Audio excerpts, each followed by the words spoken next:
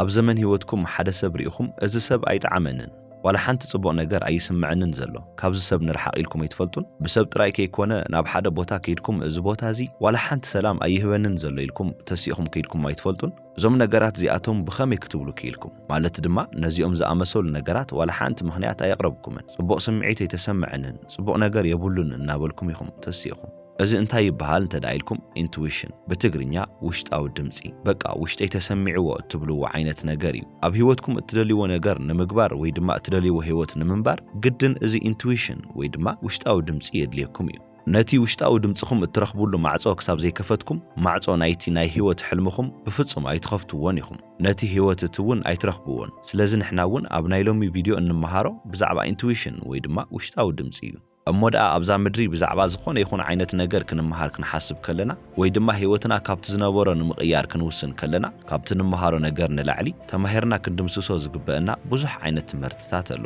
ክሳብ ሎሚ ከም ሓቂ ተቐቢልናዮም ኣብ እምነትና ዘቐመጥናዮም ትምህርትታት ማለት እዩ ካብዞም ዝተጋገዩ ኣረኣእያታት እቲ ሓደን እቲ ቀንድን ዓብይ ዝበሃል ሓሶት እዩ ዋላ ሓንቲ ዓይነት ኣክሽን ክትወስዱ የብልኩምን ወይ ድማ ዝኾነ ይኹን ተግባር ክትገብሩ የብልኩምን ኢሎም ኣታሊሎምኩም እዮም ንወዲ ሰብ ክሳብ ክንድዚ ዘስሕት ዋላ ሓንቲ ዓይነት ሙሉእ ሓሳብ ወይ ድማ ሰንተንስ የለን ነቲ ሓቂ ግን እንተተመልኪትናዮ እዚ ኩሉ ብኸመይ መፅዩ ስለምንታይ ከእዚ ይብሉና እንተኢልና ሓደ መልሲ ንረክብ ንሱ ድማ ስንፍና እዩ ሓደ ልቢ ክትብልዎ ዝግባእ ነገር ሌዚ ኮንሽስነስ ሌዚ ዝኾነ ሪያሊቲ እዩ ዝፈጥር ብንቕሓቲ ሕሊናና ሰነፍ እንተኾይና ክውንነትና እውን ልክዕ ከምኡ እዩ ዝኸውን ስለዚ ኣነ ዋላ ሓንቲ ነገር ክገብር የብለይን ኩሉ ነገር ናባይ ክመጽእ እዩ ንዓይ ዝተባሃለ ናብ ዋላ ሓደ ይኸይድን ዝበሃል ነገር የለን ንስኹም ክትገብርዎ ዝግባእ ነገር ብመልክዕ ኢንቱዊሽን ትረኽብዎ ኢኹም ነዚ ክትገብርዎ ኣለኩም ኣብዛ ምድሪ ስቃይ ትዕዘቡ እንተሊኹም ወይ ድማ ዘይጥዕመኩም ዓይነት ህይወት ትነብሩ እንተሊኹም ሓደ ነገር ተፈጢሩ ኣሎ ማለት እዩ ንሱ ድማ ምስ ርእስኹም ተስማሚዕኹምን ተዋሃሂድኩምን ትኸድዩ ኣለኹምን ማለት እዩ ኩሉ ነገር ኢነርጂ ኢለኩም ኣለኹ በቲ ኢነርጂ ንስኹም ፍሎው ክትገብሩ ኣለኩም እምበር ኣብ ሓደ ቦታ ደው ክትብሉ የብልኩምን ንስኹም እትነብሩላ ዓለም ኩሉ ሰብ ዝነብረላ ዓለም ኣይኮነትን ምክንያቱም ንስኹም ዘለኹምላ ዓለም ብናይ ርእስኹም ፍሪኩዌንሲ ዝፈጠርኩሞ ዓለም እያ ንስኹም ነዛ ዓለም እትዕዘቡላ መንገዲ ካልኦት ሰባት ይዕዘብዋ የለውን ንገሊኦም ሰባት ጥዕምቲ እያ ንገሊኦም ድማ መራር ኮይናቶም ትርከብ እዚ ዝኾነሉ ምክንያት ዝተፈላለየት ዓለም ቀሪባትልና ዘይኮነስ ንሕና ነዛ ዓለም እንርእየላ መነጽር ባዕልና ስለ ዝመረጽናዮ እዩ ብጽቡቕ ኮነ ብሕማቕ መንገዲ ፈሊጥና ኮነ ከይፈለጥና ናይ ርእስና ዓለም ባዕልና ኣስተኻኺልና ከምዚድና ኮፍ ኣቢልና ያለና ስለዚ 8 ቢልዮን ህዝቢ ኣብዛ ዓለም እንተልዩ 8 ቢልዮን ትኸውን ዓለም ኣላ ማለት እዩ ነፍሱ ወከፍ ሰብ ኣብ ናይ ርእሱ ዓለም እዩ ዝነብር ስለዚ ዝተዋሃበና ሓሶት ኣሎ ኩሉ ነገር ንዓይ ተይልዎ ምምጽኦ ኣይተርፍን ኣነ እውን ዋላ ሓንቲ ዓይነት ተግባር ክፍጽም የብለይ ኢልና ንኣምን እሞ ደኣ ተግባር ዝብል ቃል ክንትርጉሞ ከለና እንታይ ማለት እዩ ብዛዕባ ፊዚካል ወይ ድማ ሰርድ ዳይሜንሽን ኢና ንዛረብ ዘለና ሪያሊቲ ወይ ድማ ክውንነት ካብ ሰለስተ ነገራት ትቕረጽ እቲ ቀዳማይ ስፒሪቹዋሊ እዩ እቲ ካልኣይ ሜንታሊ እዩ እቲ ሳልሳይ ከዓ ፊዚካሊ እዩ በዚ ምኽንያት እዩ ናይ 12 ሰዓት ወይ ድማ ናይ 24 ሰዓት ኣፊርሜሽን ቪድዮ ኮፍ ኢልኩም ክትሰምዑ እንተወዓልኩም ሃብታም ክትኾኑ ኢኹም እናተባሃልኩም ዘይትኾኑ ኣዝዮም ቤዚክ ዝበሃሉ መሰረታት ኣለዉ ወይ ድማ ቤዚክ ፋውንዴሽንስ ነዞም መትከላት ብግቡእ ጌርኩም ቅድም ክትፈልጥዎም ኣለኩም ድሕሪኡ ኩሉ ነገር በዚ መትከል ዘቢሉ እንተኸይዱ ይኸውን እዩ ሕጂ ኣብዛ ዓለም ዋላ ሓንቲ ዓይነት ፊዚካል ኣክሽን ኣየድልየንን እዩ ኩሉ ነገር ከም ዝሓሰብናዮ ናባና ይመጽእ እዩ ኢልና ንሓስብ እንተኾይና እቲ ዝዓበየ ጌጋ ንሰርሕ ኣለና ምክንያቱም ሰለስተ ዓይነት ፕሌናት ኣለዉ ኢለኩም ፊዚካል ሜንታል ከምኡውን ስፒሪቹዋል ኣይኮነን ድዩ ስለዚ ንነፍሲ ወከፎም ብማዕረግ ነማቕሎም ከለና ካብ 100% ነፍሲ ወከፎም 33.33% ይኾኑ ስለዚ ወዲ ሰብ ዋላ ሓንቲ ፊዚካል ኣክሽን ክወስድ የብለይን ኢሉ ክሓስብ ከሎ እንታይ ይገብረሎ ማለት እዩ ካብ 100%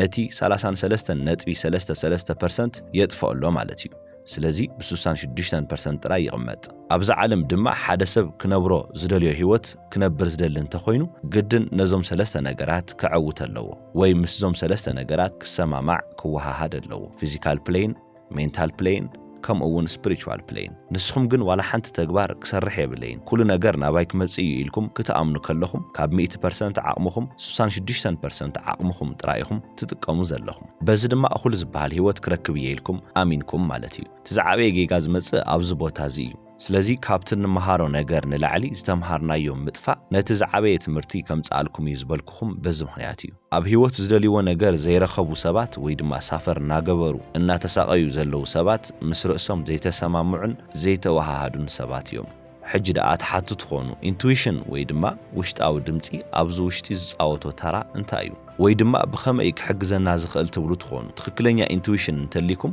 ወይ ድማ ነቲ ትኽክለኛ ውሽጣዊ ድምፂ ክትረኽብዎ እንተኽኢልኩም ክትገብርዎ ዘለኩም ዝደፋፍኦኩም ድሌት ከምፃኣልኩም እዩ ስለዚ ትኽክለኛ ኢንቱዊሽን ምስ መፀ እዚ ነገር ዝግበሩ ዝብለኩም ናይ ርእስኩም ዝኾነ ጎኒ ኣለኩም ማለት እዩ ነዚ ልክዕ ከም ዘዳመፅኩሞ ናብቲ ተግባር ትኸዱ እንተኾይንኩም ትኽክለኛ ኢንቱዊሽን መፂኡ ካብኡ ትኽክለኛ ድፍኢት ኣሎ ንሱ እውን ናብ ትኽክለኛ ተግባር ይመርሐኩም ነቲ ትደልይዎ ህይወት ድማ ሽዑይኹም ትነብርዎ ኣብ መጀመርታ ዝሓሰብኩሞን ዝደለኽሞን ነገር ውፅኢትኩም ኮይኑ ኮፍ ይብል ሓደ ትደልይዎ ነገር ኣብዚ ዓለም ክረኣየልኩም ወይ ድማ ክመፀልኩም እንተደሊኹም ነዞም መስመራት እዚኣቶም ክትኽተለለኩም ማለት እዩ ነገር ግን እቲ ናይ መጀመርታ ራይት ኢንቱዊሽን ወይ ትኽክለኛ ናይ ውሽጢ ድምፂ ካበይ ይመጽእ ኢንቱዊሽን ዝብል ቃል ንምንታይ የመላኽት ነቲ ቃል ዝያዳ ዘርዚርና ክንሪኤሉ ዝግበአና ሰዓት በፂሕና ኣለና ኢንቱዊሽን ዝብል ናይ እንግሊዝኛ ቃል ወይ ድማ ተርም ክልተ ቃላት ይሕዝ ተቐዳማይ ኢን ዝብል እዩ እቲ ካልኣይ ድማ ቱዊሽን ኢን እትብል ቃል ሓደ ነገር ተመላኽት ኢነር ዳይሜንሽን ክንብል ከለና ድማ ዊዝኢን ንብል ኣለና ማለት ድማ ናብ ውሽጢ ዊዝኢን ወይ ድማ ውሽጥና ንብል ከለና ድማ ሓደ ነገር ንዝክር ፈጣሪ ኣብ ውሽጥና እዩ ዝርከብ ኣብ ውሽጥና እዩ ዝሓድር ስለዚ ኢን እትብል ቃል እንታይ ሪፕሬዘንት ከም እትገብር ኣብዚኣ ተረዲእና ማለት እዩ ናብ ቱዊሽን ዝብል ቃል ክንመጽእ ከለና ከዓ መመሃሃር ወይ ድማ ጋይድ ምግባር ምምራሕ ማለት እዩ ስለዚ ንኽልቲኡ ቃላት ሓቢርና ክነንብቦም ከለና ኢንቱዊሽን ይበሃል ትርጉሙ ኸ እንተኢልኩም ካብ ፈጣሪ እንረኽቦ ማለት ድማ ኢንፋይናይት ካብ ዝኾነ ሶርስ እንረኽቦ መወዳእታ ዘይብሉ መሪሕነትን ትምህርትን እዩ ስለዚ ንወዲ ሰብ ካብ ኣክሽን ንላዕሊ ኢንቱዊሽን ክሳብ ክንደይ ኣገዳሲ ከም ዝኾነ ንግንዘብ ኣለና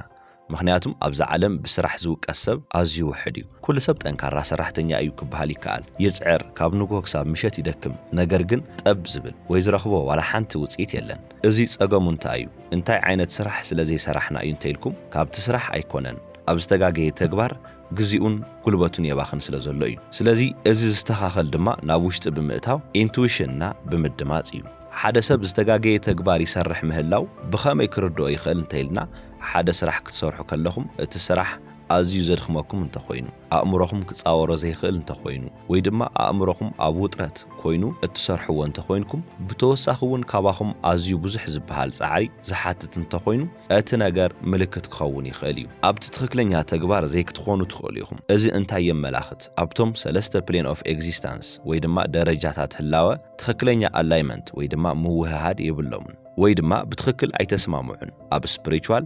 ሜንታል ከምኡውን ፊዚካል ፕሌን ማለት እዩ ስለዚ ሕጂ ነቲ ናይ መብዛሕትኡ ሰብ ፀገም ኣብዚ ዝጠቐስክዎ ይመስለኒ ብዙሓት ኢነር ጋይዳንስ ወይ ድማ ኢነር ቲቺንግ ዝበሃል ነገር ረሲዖሞ እዮም ናብ ውሽጦም ጠሊቖም ኣትዮም እንታይ ክገብሩ ከም ዘለዎም ካብ ውሽጦም ክርድኡ ኣይከኣሉን ስለዚ ቀጥታ ከም እንስሳ ናብ ተግባር እዮም ኣትዮም በዚ ምክንያት እዩ ህይወትና ነቲ ንሕና ዘይንደልዮ ህይወት መሲሉ ኮፍ ኢሉ ዘሎ ሓደ ኣብነት ክበኩም ምናልባት በዚ ኣብነት እዚ ብዝያዳ ትርድኡ ንትኾኑ ሃመማታት ተዓዚብኩም እንተኾይንኩም ኩሉ ግዜ ምስ መስትያት ይጋጨዋየን ወይ ድማ ኣብ ቃልሲየን ዘለዋ እንታይ ይሓስባ ኣለዋ እንተኢልኩም ካብቲ ቦታ ንምውፃእየን ዝፍትና ዘለዋ ነቲ መስትያት ሓሊፈን ንምውፃእ ክብላ ምስቲ መስትያት ክጋጨዋን ኣብ ቃልስን ክኾናን ትዕዘቡ ነገር ግን እቲ ሃመማ ምቅላስ ገዲፋ ንድሕሪት እንተትምለስ እቲ ማዕጾ ክፉት ምዃኑ ክትግንዘብ ምኽኣለት ነይራ ብማዕጾ ኣቢላ እውን ናብ ደገ ምውፃእ ትኽእል እያ ሕጂ ከም ኣብነት ሃመማ ክህበኩም ከለኹ ምናልባት እወ ትርጉም ይህብ እዩ ትብሉ ትኾኑ ነገር ግን መብዛሕትኡ ሰብ ህይወቱ ዝነብር ዘሎ ልክዕ ከምዛ ሃመማ እዩ ምስ መስትያት ምግጫው ንድሕሪት ግልጽ ኢሉ ፈለማ ከስተኻኽሎ ዝግባእ ነገር እንተዘስተኻኽል ነይሩ ናፃ ዝወፀ ሰብ ምኾነ ነይሩ ሃመማ ምስ መስትያት ከም ዝጋጨው ኩሉ ወዲ ሰብ እውን ቀጥታ ናብ ተግባር ይዝኣቱ እዚ ዝኾነሉ ድማ ኣብዛ እትድህሰስን እትትንከፍን ዓለም ኣዝዮም ወዲቖም ስለ ዝተረኸቡ እዩ ወይ ድማ በዛ ዓለም ተታሊሎም እዮም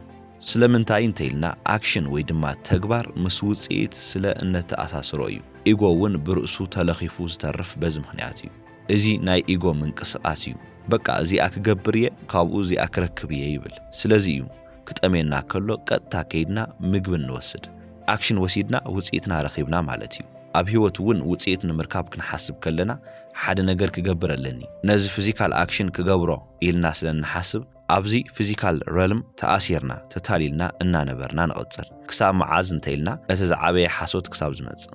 ኣብዚ ዓለም ውፅኢት እንተደልዩ ግድን ፊዚካል ኣክሽን የድሊ እዩ ብዘይካኡ ብፍጹም ውፅኢት ኣይመጽእን እዩ ኢልና ክንኣምን ክንጅምር ከለና ሽዑ ነቲ ዝዓበየ ጌጋ ሰሪሕናዮ ነቲ ሓቂ ኣብዚ እንተተገንዚብናዮ ፊዚካል ኣክሽን lowest form of consciousness ይበሃል ወይ ድማ ናይ ንቕሓተ ሕሊናና ኣዝዩ ዝተሓተ ፎርም ወይ ድማ ቅርጺ ዝበሃል ፊዚካል ኣክሽን እዩ ሓደ ነገር ንምትግባር ወዲ ሰብ ምዃን ኣየድልየናን እዩ እንስሳ እውን ተሲኡ ሓደ ነገር ከተግብር ይኽእል እዩ ናብ ተግባር ኣትዩ እውን ውጽኢት ይረኽበሉ ፊዚካል ኣክሽን lowest form of consciousness እዩ እንተደኣይልና ኢፌክት ወይ ድማ ውጽኢት እዩ ማለት እዩ ኣብዛ ምድሪ እዚኣ ድማ እቲ ዝተሓተ form of consciousness ንጥቀም እንተሊና ማለት ድማ ነቲ ፊዚካል ኣክሽን ኩሉ ግዜ እነቐድም እንተኾይንና ኣዝዩ ትሑት ዝኾነ ህይወት ኢና እንነብር ምኽንያቱ lowest consciousness lowest reality ስለ ዝፈጥር ሕጂ ኣእምሮና ናብ highest form of consciousness ክንወስዶ ኢና ማለት ድማ መንቀሊኡ እንታይ እዩ ናብ ዝብል ናይ ምንታይ መንቀሊ ናይቲ ተግባር መንቀሊ ወይ ድማ ጠንቂ እንታይ እዩ ናብ ዝብል ሕቶ ንመጽእ ናቱ መልሲ ድማ ሓደን እዩ the mind ወይ ድማ ኣእምሮ ኩሉ ነገር ኣብ ውሽጢ ኣእምሮና እዩ ዝጅምር ኣእምሮ ክብለኩም ከለኹ ፍሪኩዌንሲ ዝብል ነገር ክትሕዙለይ ይደሊ ልክዕ ከም ናይ ሬድዮ ጣብያ እዩ ሓደ ሰብ ኣብ FM መቐለ ኮፍ ኢሉ FM 102.2 ከዳምጽ ኣይኽእልን እዩ ብፍጹም ኣይኸውንን እዩ ስለዚ FM መቐለ ከዳምጽ ዝደሊ ሰብ ፈለማ ናብ ናይ FM መቐለ ፍሪኩዌንሲ ክኣቱ ኣለዎ ማለት እዩ ስለዚ መብዛሕትኡ ህዝቢ ዝንቀሳቐስ ዘሎ ሓደ ውጽኢት ስለ ዝደለኹ ሓደ ተግባር ክገብር ነቲ ተግባር እንተገይረዮ ነዚ ውጽኢት ክረክብ እየ ይብል ኣብቲ ፍሪኩዌንሲ ይተርፍ ሕጂ ኩሉ ሰብ ብዝገብሮ ነገር ኣብነት ንሃብ ጅም ምኻድ ወይ ድማ ስፖርት ምስራሕ ሓደ ሰብ ኣዝዩ ኣጥቢቆ ዝደልዮ ትክክለኛ ቅርጺ ሰውነት ምርካብ እንተኾይኑ ንመጀመርታ ግዜ ክገብሮ ዝለዓል ናብ ጂም ክኸይድ ወይ ድማ ስፖርት ክሰርሕ ኢሉ እዩ ፊዚካል ኣክሽን መሪጹ ማለት እዩ እንታይ ንምዃን ፊት ንምዃን ወይ ድማ ኣብ ጽቡቕ ፖስቸር ንክርከብ ነቲ ጻወታ እውን ክጻወቶ ይጅምር ነገር ግን እነዊሕ ግዜ ኣብ ውሽጢ እቲ ጻወታ ኣይጸንሕን እዩ ምኽንያቱም እንታይ እዩ እንተኢልኩም ብኣንጻሩ እዩ ጻወት ዘሎ ናይቲ ሰብ ፍሪኩዌንሲ አንፊት እዩ ወይ ድማ ኣብ ትክክለኛ ኣቋም ዘሎ ሰብ ኣይኮነን ስለዚ ዝኾነ ይኹን ኣብዛ ምድሪ እንተጻዓረ ዘለዎን ዘይብሉን ፊዚካል ኣክሽን እንተርኣየ ዋላ ሓንቲ ዓይነት ለውጢ ኣየምጽእኒ ምኽንያቱም ወዲ ሰብ ካብ ፍሪኩዌንሲኡ በሊጹ ክርከብ ኣይከኣለን እዩ ኣብ ሓደ ጣብያ ሬድዮ ኮፍ ኢልኩም እታ ሬድዮ ካብ እትህቦ ንላዕሊ ክትጽበዩ ኣይትኽእሉን ኢኹም ናይ ዜና ጣብያ እንተኾይኑ ዜና ጥራኢኹም ሰሚዕኹም ክትወጹ ትኽእሉ ካሊእ ዋላ ሓንቲ ዓይነት ነገር ኣይትረኽቡሉን ክረክብየ እንተበልኩም እውን ኣይትኽእሉን ኢኹም ስለዚ ንስኹም ክንደየናይ ጂም እናተመላለስኩም ክትሰርሑ እንተደለኹም እውን ፍሪኩዌንሲኹም ፊት ዘይኮነ ሰብ ወይ ኣብ ጽቡቕ ኣቋም ዘይርከብ ሰብ እንተኾይኑ ልክዕ ጂም ክትኸዱ ክትሓስቡ ከለኹም ዝናብ እናዘነበ እዩ ዝብለኩም ሎሚ ጂም ይትረፍካ ዝብል ውሽጣዊ ድምፂ ትረኽቡ ንስኹም ኣብ ዘለኹምዎ ፍሪኩዌንሲ ስለ ዝተቐመጥኩም ጥራይ እትረኽብዎ ውሽጣዊ ድምፂ ትክክለኛ ውሽጣዊ ድምፂ ኣይኸውንን እዩ ፍሪኩዌንሲኹም ዘመላኽት ዓይነት ድምፂ እዩ ዝመጽእ ስለዚ ንግሆ ሰዓት ሓደ እንተኾይኑ ሰብ ኣብዚ ሰዓት ዝደቂሱ ኣሎ ንምንታይ ትኸይድ ይብለኩም ካብቲ ፍሪኩዌንሲ ክትምልጡ ኣይትኽእሉን ኢኹም ፈለማ ነቲ ፍሪኩዌንሲ ክትቀይርዎ ከለኹም ኢንቱዊሽንኹም ይቕየር ኢንቱዊሽንኹም ድማ ዝህበኩም ድምፂ ኣሎ እዚ ነገር ግበሮ ዝብለኩም ድሌት ድፊኢት ወይ ኮምፖልሽን እውን ይመጽእ ማለት እዩ ስለዚ ኣብዚ ዓለም ብትክክል ክትነብሩ እንተደሊኹም ፈለማ ካብቲ ቀዳማይ ነገር ኢኹም ትብገሱ ፍሪኩዌንሲኹም ነቲ እትደልይዎ ነገር ዝረኸበ ሰብ ክኸውን ኣለዎ ድሕሪኡ ድማ ውሽጣዊ ድምጽኹም እናተስተኻኸለ ይመጽእ ናብቲ ትክክለኛ ነገር ዝሕብረኩም ይኸውን ሽዑ ነቲ ትክክለኛ ድፊኢት ትረኽብዎ ተግባርኩም ካብቲ ትክክለኛ ኢንቱዊሽን ዝመጽእ ነገር ይኸውን ስለዚ ኣብቲ ትክክለኛ ውጽኢት ትመጹ ማለት እዩ ነዚ ኣብነት ጂም ብምስራሕ ሂወኩም እምበር ብዝኾነ ይኹን ነገር ክትገብርዎ ትኽእሉ ኢኹም ምናልባት ነጋዶ ክትኾኑ ትኽእሉ ኣታዊኹም ክትዕብዩ ትደልዩ ትኾኑ ኣብ ትካልኩም እውን ክሳብ ሎሚ ዝለመድኩሞ ናይ ኣታዊ መጠን ኣሎ ካብዚ ንላዕልስ ኣብ ትካልና ሰሪሕ ኣይፈልጥን ኢልኩም እትፈልጥዎ ማለት እዩ ቅድም ነቲ ፍሪኩዌንሲ ቀይርዎ ድሕሪኡ ነቲ ዝስዕብ ተግባር እናተግበርኩም ትሓልፉ ውጽኢትኩም እውን ዝተፈለየ ውጽኢት እናኾነ ሓደሽቲ ነገራት እናረኸብኩም ትመጹ ነፍሲ ወከፍ ነገር ዝቕየር ኣብዚ እዩ ኣብ ፊዚካል ኣክሽን ጥራይ ኣተኲርኩም ክትቀይርዎ ትኽእሉ ዋላ ሓንቲ ነገር የለን ምኽንያቱ ንስኹም ፍሪኩዌንሲ ኢኹም ፍሪኩዌንሲኹም ድማ ሪያሊቲኹም ወይ ድማ ክውንነትኩም የመላኽት ስለዚ ዝኾነ ይኹን ዓይነት ኣክሽን እንተወሲድኩም ንስኹም ካብቲ ፍሪኩዌንሲ ክትምልጡ ኣይትኽእሉን ኢኹም ኣብኡ ጻሕተርተር ክትብሉ ትኽእሉ ኢኹም ብዛዕባ ኮምፖልሽን ዝበሃል ነገር ከውግዓኩም ወይ ድማ እዚ ነገር እዚ ግበር እናበለ ዝደፍኣኩም ዝኾነ ናይ ውሽጢ ድፊኢት ኣሎ ድሕርቲ ድምፂ ዝመጽእ ምናልባት ናብ ስራሕ ትኸዱ እንተሊኹም ሎሚ በዚ መንገዲ እዚ ኣይትኺድ በዚ ቦታ ኪድ ዝብለኩም ድምፂ ይኸውን ኣፍቃሪት ትመርጹ እንተሊኹም እዚ ኣጓል ኣይትጠቕመካን እያ ግደፍ ናብዚ ኣቐይር ዝብለኩም ነገር ማለት እዩ እቲ ድሌት እቲ ድፊኢት compulsion ብዝብል ይፍለጥ intuition ምስ መጸ compulsion ኣሎ ድሕሪኡ taking action ዝበሃል ነገር ይመጽእ ስለዚ ንስኹም እትደልይዎ ዝኾነ ህይወት ኣሎ ዝሓለምኩሞ ክትነብርዎ ትደልዩ ማለት እዩ ኣብቲ ቦታ ንምብጻሕ እንታይ የድልየኒ እንተይልኩም ትክክለኛ ፍሪኩዌንሲ بحقي أبت درجة كم زبصحكم وشتكم تقبلوا وديو نتيجة أمانة سب كوينكم ده مأمان كبلكم كلهو بزعبة بيليف ويدما فيز تراي يكون كون زارب زلهم بزعبة knowing ويدما مفلات أون الزارب لهم بزعبة مفلات أبوشتكم زأمنكمون زفلتكمون نجر استجاجين تخوينو intuitionكم ون استجاجي إزخون زهلوكم دفيتون زتفلي إزخون تجباركم ون أزيو استجاجي خون مودعتهم ون زسامرة أي خونن سلازي نزخلو نجار نمغيار كاب منتاي كبقاس انتيلكم كاب فريكينسي انت زي تبقيسكم زخوانا نجار انت سرحكم كبلا شيخ إلي ويدما مجمر تارسكم كاب زا أسركم اللو فريكينسي كتوز ويتخولن ناب حاير فريكينسي سيجارو زبلكم بز مخنياتيو ጉዳያትኩም ውን ክትመርምሩ ከለኹም ኣብ ሃየር ፍሪኩዌንሲ ዘሎ ብዝዕዘበሉ መነጽር ተዓዘቡ ዝበልኩኹም ነዚ እዩ ልዑል ወይ ድማ ኤሌቬትድ ብዝኾነ ፐርስፔክቲቭ ኩሉ ነገር ንምርኣይ ፈትኑ በዚ ድማ ናብቲ ትክክለኛ ፍሪኩዌንሲ ትኸዱ